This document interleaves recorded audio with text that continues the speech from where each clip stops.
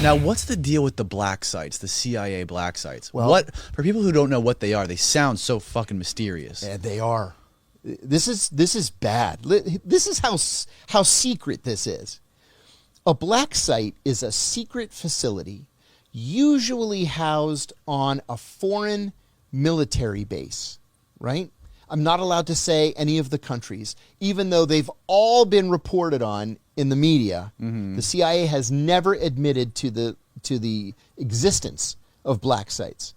And so I can't confirm their locations, but I can say Google it and the locations. Yeah. So many of these black sites, the presidents and prime ministers of the countries that they were in had no idea that they were there. Really? These were secret, unwritten handshake agreements between the director of the CIA and the director of that country's intelligence service. So in many cases, even the ministers of defense didn't know that these secret CIA torture facilities were on their military bases in their countries. That's how secret they were. And then if, somebody would say, oh, well, what's that building over there? We haven't used that building in years, and I've been seeing people coming in and out of it lately. 2 days later, building's abandoned. Everybody's in a different country. That's what they would do.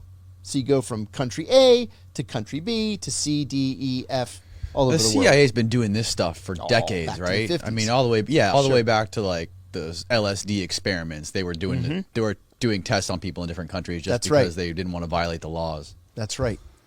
Yeah. I went back to the safe house. I slept for a while after Abu Zubaydah took off.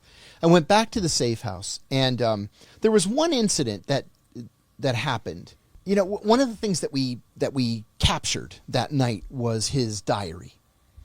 And books have been written. 2 books have been written about his diary. One of the FBI psychologists said it was the rantings of a madman.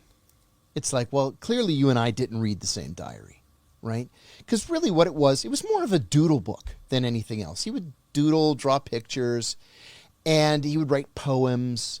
He recited a lot of his poetry to me. You read it? Oh, yeah. All of it? Oh, yeah. Okay. Uh-huh. And then I consulted on one of the books. So one of the things that he did, and this is weird, he's a strange guy. He's not a guy that you're going to want to go out and have a beer with. Sorry to interrupt. How old was he at this time when you captured him? 30, 29 or 30. 29 or 30, okay. Mm-hmm. He had this weird thing that he would do where he would write letters to himself as a young man or as a teenager. So it's the 30-year-old Abu Zubaydah writing to the 14-year-old Abu Zubaydah and giving himself advice. To his past self. Listen, you should have done it this way. Oh, you shouldn't have gone out with those guys. They were bad guys. You should have been kinder to your mother on this day. Stuff like that. It was weird.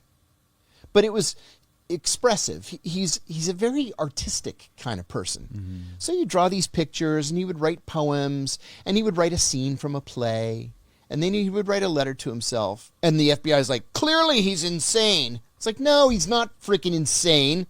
It's a doodle book. So anyway, oh my God, how we fought about that for years. Really? Yeah. Because they said he was insane. Anyway, well, he was just a kid. Yeah, he was a kid. Right? I don't know how old you are, but now, I mean, in my mind, I'm still 20, but I'm actually 57. And I have to remind myself, you're not 20 anymore, right? I wish I was. And I think back on things that I would have done differently. I've never actually written it down anywhere, but right. Sometimes people do.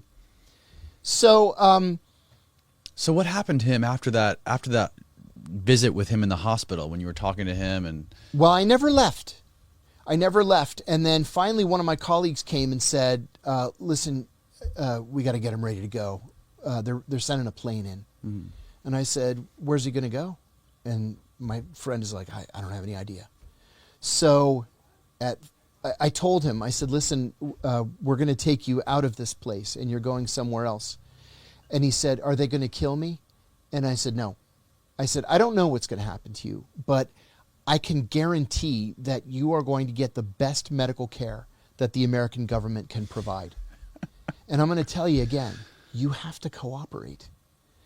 And I said, I don't mean to sound... They really wanted to keep him alive. Oh, yeah, they did. They had big plans for him.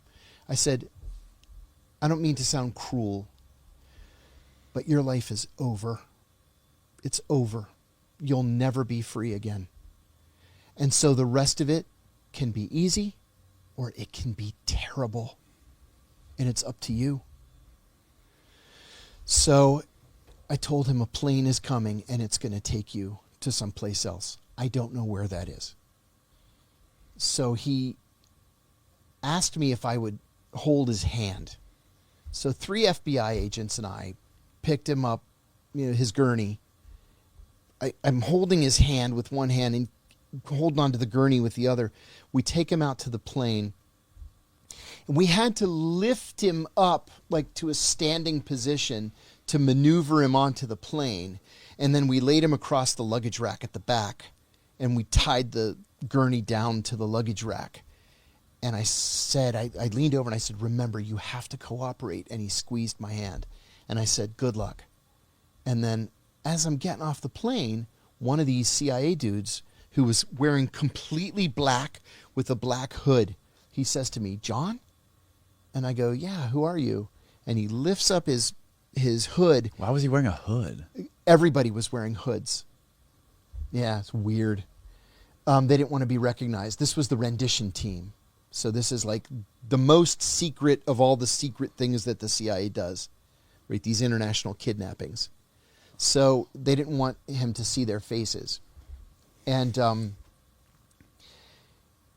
I said, who are you? And he lifts up his mask just a little bit. And he was my last boss at the CIA. He goes, what are you doing here? No shit. Yeah. And I said, man, we've been doing raids. We got this as our first HVT, high value target. And he said, who is he? And I said, dude, I'm sorry. You don't have a need to know. I'm not allowed to say who he is. And he said, no, that's cool. I said, where are you taking him? And he goes, oh, dude, you don't have a need to know. I'm so sorry. I said, no. I said, Godspeed. Wherever you're going, I hope you have safe travels. And then he took off, and I never saw him again. But he was going to Guantanamo. No. No. No. It was years before he got to Guantanamo. Really? So he went to one of those black sites. He went to 6 of those black sites. 6 of the black sites.